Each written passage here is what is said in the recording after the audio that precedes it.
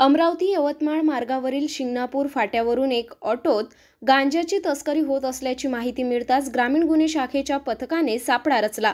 पोलिसांनी तात्काळ Mangrul चव्हाळा T point जवळ प्रवासी ऑटो ताब्यात घेतला। ऑटोत पाहणी केली असता त्यात 8 किलो 110 ग्रॅम वजनाचा अंदाजे 1,62,000 किमतीचा गांजा पोलिसांनी जप्त केला। या कारवाईत वर्धा जिल्ह्यातील शेलू तालुक्यात असलेल्या कोपरा चांदकी गावातील रहिवासी व्यंकट भाऊराव मोहिते याच्यासह वर्धा जिल्ह्यातील सेवाग्राम हॉस्पिटल जवळ राहणारा 31 वर्षीय सचिन लीलाधर नाईक या दोघांना ताब्यात घेतले। दोघांकडून 1,62,000 किमतीचा गांजासह 1,50,000 रुपये किमतीचा ऑटो एकूण 3,12,000चा मुद्देमाल जप्त करण्यात आला।